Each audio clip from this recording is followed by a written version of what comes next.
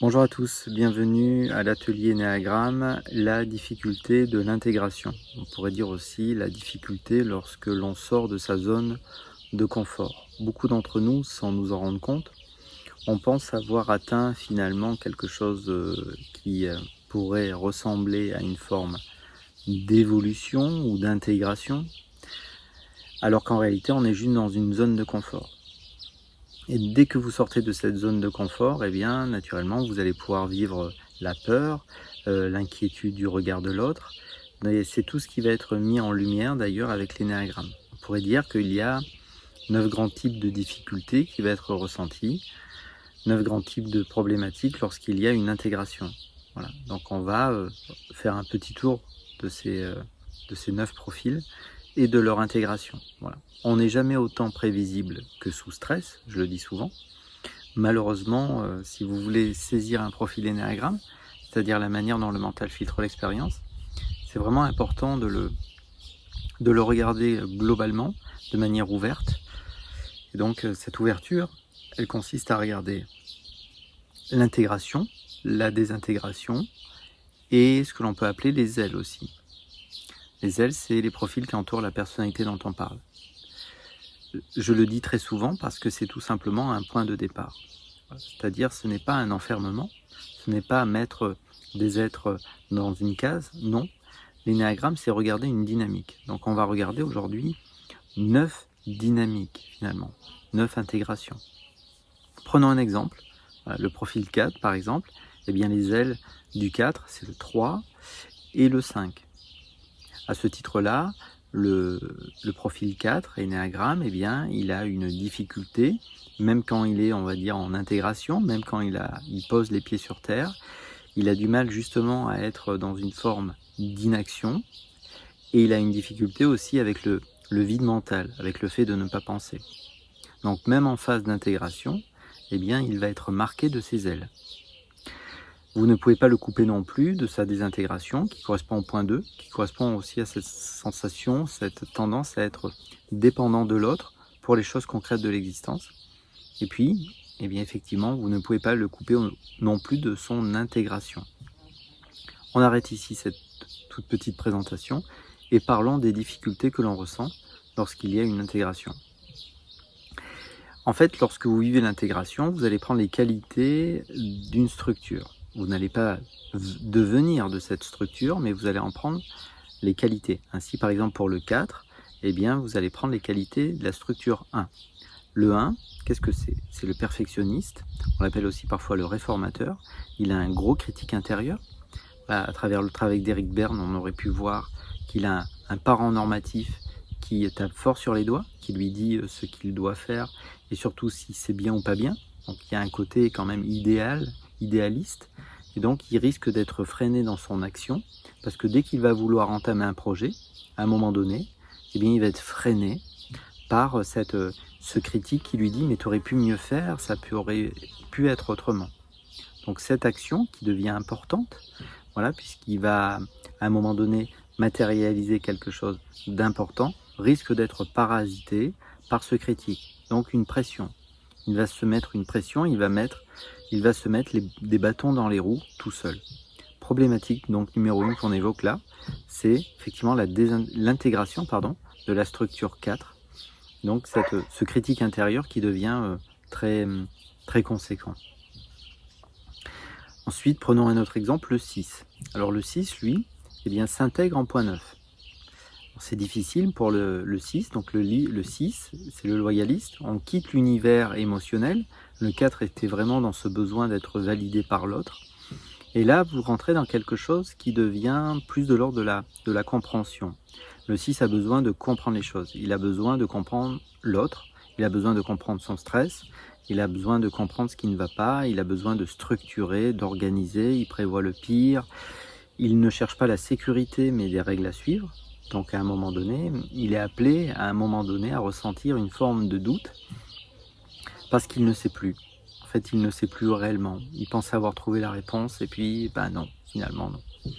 Donc il se rend compte à un moment donné que de donner sa sécurité dans les mains de quelqu'un d'autre, eh bien ça ne marche pas. Donc en fait, ce qui se passe, c'est qu'il va quand il s'intègre en point 9, non pas devenir, on va dire, un médiateur, mais il va poser les pieds sur terre.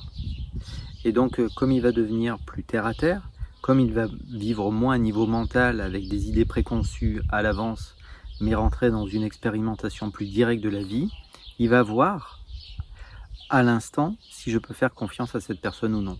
Au lieu de me référer à des idées, parce que le mental finalement ne peut se structurer qu'à travers des choses qu'il connaît déjà, au lieu de regarder finalement si c'est quelque chose qu'il connaît ou qu'il ne connaît pas, il va juste par cette observation directe se rendre compte comment il va falloir agir. Donc il y a une forme de spontanéité qui va réussir à le gagner. Bien sûr, ça va faire remonter ses peurs, et c'est normal, comme pour les autres structures. Et il va bien sûr être parasité par le doute, par cette partie de lui qui doute de tout. Et pourtant, c'est ce qu'il est appelé à faire, c'est-à-dire au lieu de séparer la vie entre ceux qui sont avec moi et ceux qui sont contre moi, et bien juste, encore une fois, naviguer à vue et voir finalement sur l'instant si c'est ok ou pas. Et ça va être difficile pour lui.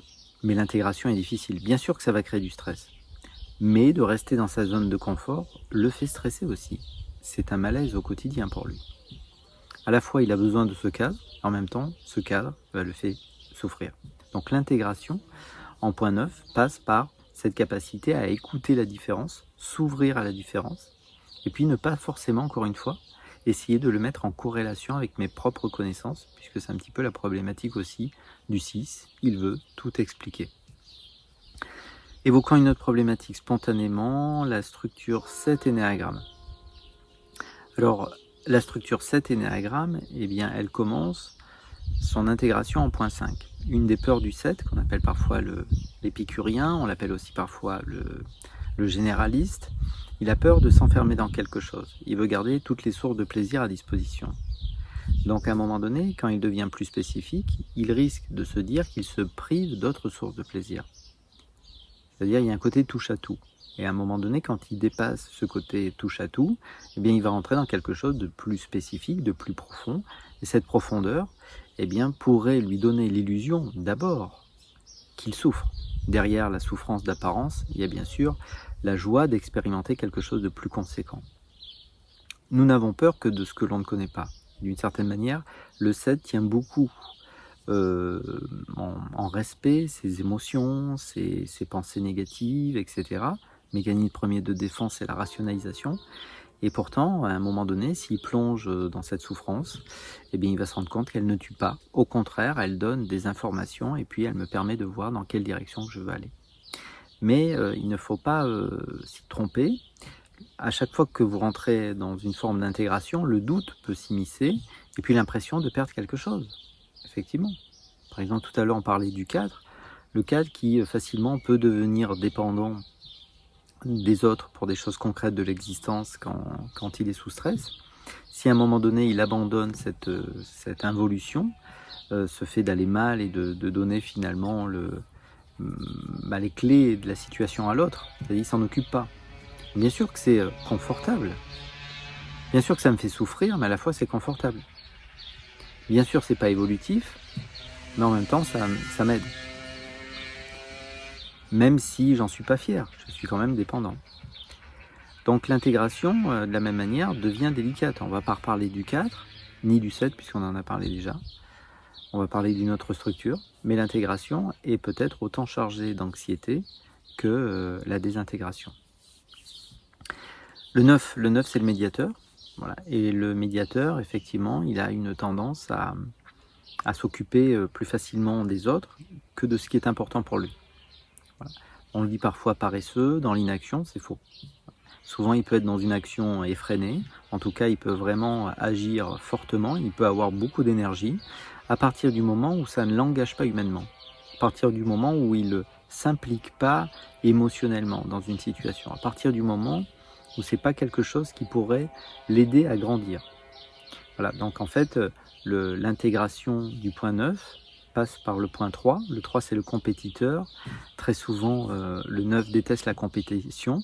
Il ne deviendra pas un compétiteur, mais il va rentrer en compétition avec ses propres états internes qui lui disent souvent d'arrêter. Donc il lui faut souvent du temps pour matérialiser les choses au 9.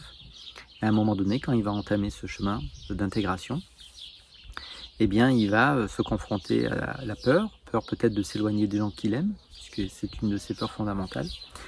Peur de m'éloigner des gens que j'aime si je prends ma propre place. Peur de créer finalement une forme de conflit ou de malaise chez les autres.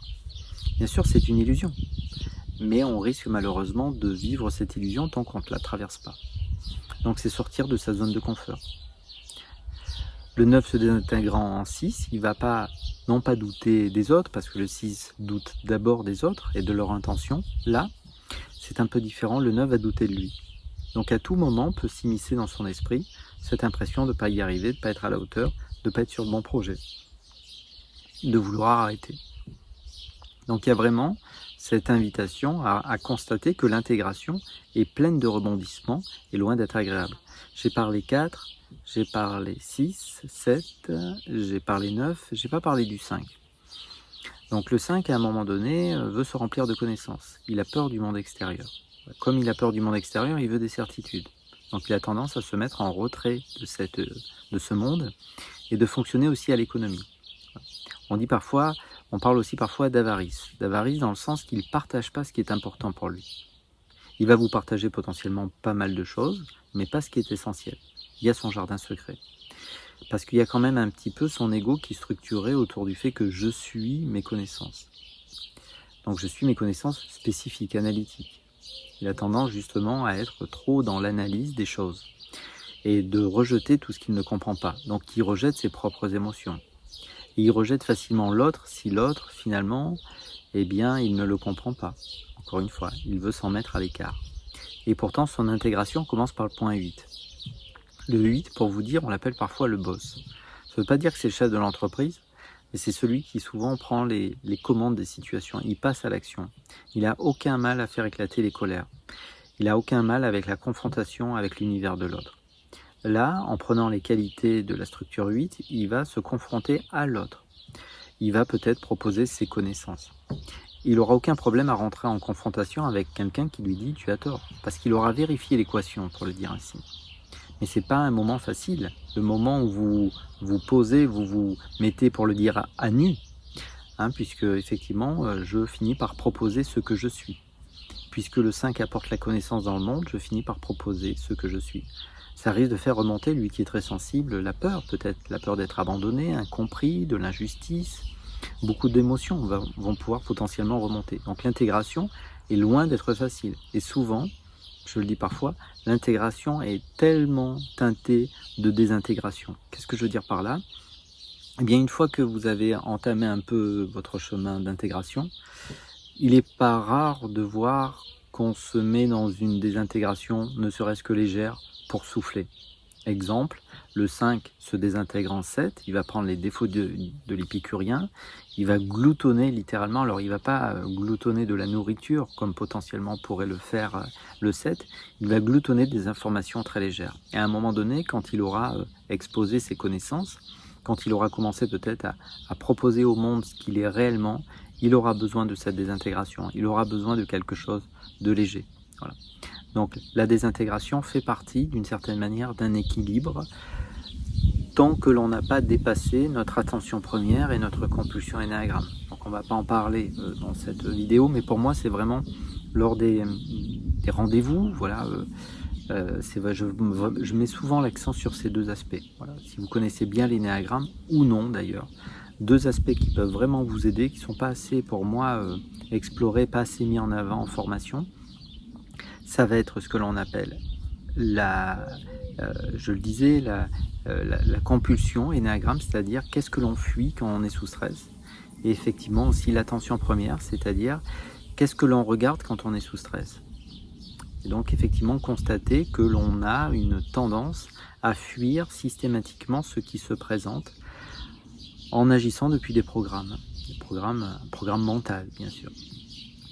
Donc nous avons parlé du 5 aussi, il y a le 8 et son chemin d'intégration qui commence par le point 2. Ça sera une difficulté pour lui de s'ouvrir à l'univers de l'autre. Le 2 c'est l'aidant. Comment on aide l'autre ? Tout simplement en se mettant potentiellement à sa place, en tout cas en le laissant avancer dans le sens qu'il souhaite, et non pas forcément vouloir contrôler les choses, et ne rien attendre en retour non plus. Et ça, c'est quelque chose réellement qu'il peut offrir au monde, cette capacité à s'ouvrir à l'autre, à son univers, à ses faiblesses, et l'aider, le soutenir. Le 8 a du mal avec la faiblesse, et il a peur justement de ne pas garder le contrôle sur certaines situations. Il a peur de revivre ce qu'il a vécu autrefois. Donc il a tendance à se rebeller contre tout ce qui pourrait lui faire perdre cette position de force. Néanmoins, voilà, ce chemin d'intégration pour lui, c'est le point 2. Et le 2, c'est cette capacité à aider l'autre, potentiellement, sans rien attendre en retour. Il faudra être vigilant, parce que parfois, le 8 peut encore utiliser une forme de pouvoir sur l'autre. Il peut aider l'autre financièrement, mais cette aide sera encore teintée de pouvoir, encore une fois. Est-ce que c'est une aide totalement désintéressée, ou est-ce que c'est encore une manière que de te soutenir financièrement, d'avoir une forme d'assise sur toi ou sur la situation? Il n'y a pas de bon et de mauvais profil. Effectivement, on dit parfois que le 8 peut vraiment vous manger dans la main quand il se sent en confiance, quand il se sent en sécurité avec vous, quand il ne se sent pas en danger, quand il sent que vous n'allez pas le mettre dans une position de faiblesse. Il risque de mettre un terme à toute relation où l'autre va me faire sentir de la faiblesse. Sauf que lorsque je veux aider l'autre, je suis obligé un petit peu de me mettre entre guillemets à son niveau, donc à me connecter potentiellement à ce qu'il ressent. Donc si je le fais pour l'autre, automatiquement je le fais un petit peu pour moi aussi. Encore une fois, c'est sortir de sa zone de confort que d'aider potentiellement l'autre, et ça sera dur. Voilà, ça sera dur pour le 8. Ça sera bien sûr ce qui lui fera du bien, mais ça sera pas évident. Donc l'intégration est presque aussi dure que la désintégration. Le 8 se désintègre en 5. Vous ne le savez pas toujours, mais le 5 a besoin de se mettre en retrait. Il a besoin d'avoir un jardin secret lui aussi. On parle parfois de rétention d'informations. En réalité, il a peur, s'il confie toute l'information, d'être dans cette position de faiblesse. Le 1 effectivement, qui est parfois, on l'appelle le perfectionniste, qui défend des valeurs. Alors reste à définir quelles sont ces valeurs. Et donc il est omnibulé littéralement par ce qui est imparfait. Il a cette folie douce de penser qu'il va pouvoir changer les choses. Par exemple, le vent est en train de se lever, donc pourrait avoir un impact sur la qualité de cette vidéo. Si vous êtes structuré en tant que perfectionniste ou de réformateur, vous pourriez être contraint d'arrêter cette vidéo et de la rattaquer au début, en vous disant, ben voilà, il y a du vent, donc le vent va abîmer le son, c'est pas parfait. Et si je place ma perfection dans la qualité des vidéos, littéralement, je suis obligé de la recommencer. Il y a trop de petites imperfections. Les autres ne les voient pas, mais voilà, moi je suis structuré admettons, et je ne vois plus que ça. Donc ça, c'est son attention première. Il a tendance à regarder effectivement ce qui est imparfait. Son intégration commence par le point 7. Le 7, on l'a vu tout à l'heure, c'est l'épicurien. Il ne deviendra pas un épicurien, mais l'épicurien sait jouer avec les idées, et il sait à un moment donné abandonner certaines idées. Il sait regarder les choses de manière plus constructive, plus positive que les autres profils énéagrammes. En prenant les qualités de la structure 7, le 1 va se rendre compte peut-être que l'imperfection n'existe pas, que sans pour autant reconnaître que j'avais tort, puisque le 1 malheureusement veut avoir raison, eh bien peut-être qu'il va reconnaître que les valeurs qu'il défendait à un moment donné, on ne peut pas les faire perdurer dans le temps. C'est-à-dire que cette vidéo, eh bien oui, le vent n'était pas levé, sa vidéo était ok, sa qualité était ok jusqu'à présent, maintenant il y a du vent, ben forcément la qualité sera différente. Et donc s'ouvrir à ce que... Et sortir de cette rigidité, c'est compliqué, puisqu'effectivement, ça devient rigide potentiellement pour le 1, il se met la pression, il réprime ses émotions, et puis il veut, encore une fois, défendre un point de vue, défendre des valeurs. Et donc, cette intégration en point 7, c'est non pas, encore une fois, reconnaître que j'avais tort de défendre ces valeurs, c'est peut-être juste que j'ai passé l'âge de défendre certaines valeurs, que ça avait sa place, qu'il fallait que je passe par là. Mais aujourd'hui, j'ai peut-être envie de m'ouvrir à quelque chose de plus léger. Voilà. J'ai ce souci encore du travail bien fait. Voilà. Donc je garde cette valeur-là potentiellement, mais je m'ouvre aussi à la légèreté, à cette capacité à prendre du plaisir, même si mon travail n'est pas terminé, même si c'est pas parfait. Profiter même si c'est pas mérité, tout simplement. Peut-être que vivre n'est pas, et c'est peut-être un droit de naissance, vivre. Gagner sa vie est une drôle d'expression quand même, quand on y réfléchit. Donc là aussi, il y aura beaucoup de doutes, beaucoup de difficultés à se laisser aller, parce qu'il y aura se laisser aller vers quelque chose de plus léger, parce qu'il y a effectivement ce parent normatif, ce critique intérieur qui est puissant et qui l'amène littéralement qui le court-circuite littéralement dans tout ce qui est en dehors de la perfection potentiellement. Alors, il faut comprendre que ce profil aussi est marqué en mécanisme premier de défense par la formation réactionnelle, et donc il fera toujours d'une certaine manière l'inverse de ce qui est attendu, c'est possible en tout cas, l'inverse de ce qui est attendu, ou il fera ou il sera l'inverse de ce qui est attendu. Donc il peut tout à fait, si par exemple la maman d'Erika lui a dit écoute, c'est très très important de bien travailler à l'école, elle se fera un devoir de ne rien faire à l'école. Ce sera une manière pour elle de protéger le fait qu'elle se met assez la pression toute seule. Donc j'ai pas besoin des autres pour me mettre la pression. Je sais ce que j'ai à faire. Donc cette légèreté nous amène aussi à nous ouvrir à l'univers de l'autre. Et ça, c'est dur aussi, de reconnaître qu'il y a peut-être plusieurs manières de bien faire les choses. Il nous reste la structure 2.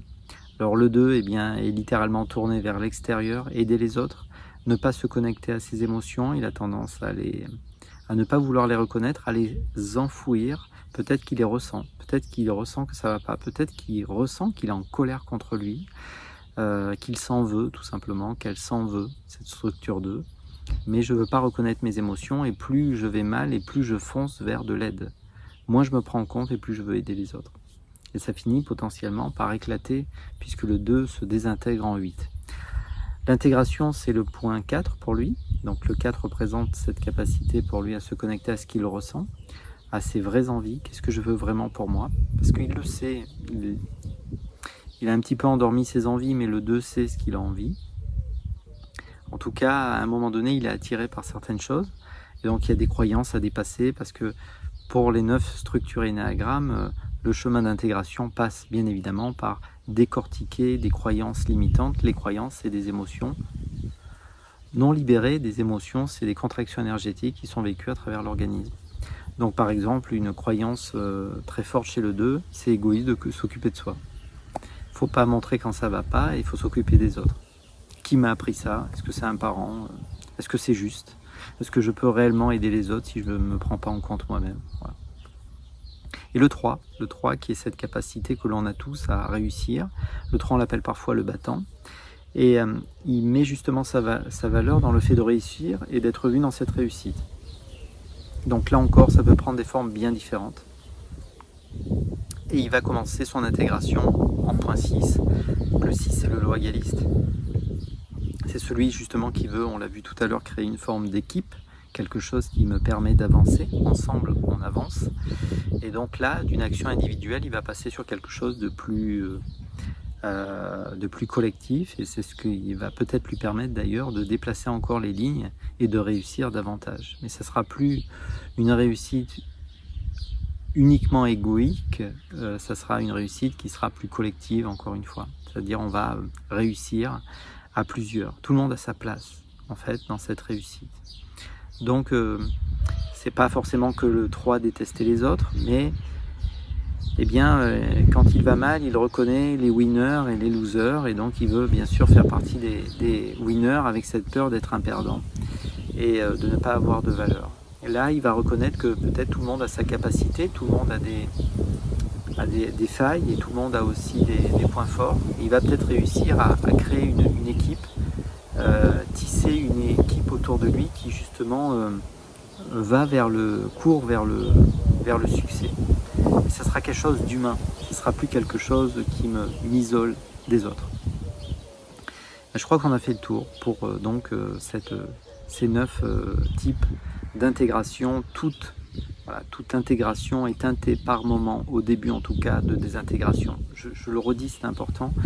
J'ai vu qu'on présente trop parfois, même des auteurs très très réputé, hein, la littérature vous présente un profil comme des petits points perdus au bord d'un cercle. Ça ne marche pas comme ça. Moi, ce que j'ai vu en consultation, voilà, c'est qu'en réalité, on n'a pas une compulsion énéagramme, c'est qu'on en a plutôt 3. Donc, on va prendre un exemple, tout simplement. On fera une série de vidéos là-dessus. Mais alors, la compulsion énéagramme, si vous voulez vraiment que l'énéagramme vous serve, que ce ne soit pas une petite connaissance théorique de plus, hein, eh bien, il faut regarder qu'est-ce qui m'empêche d'être bien.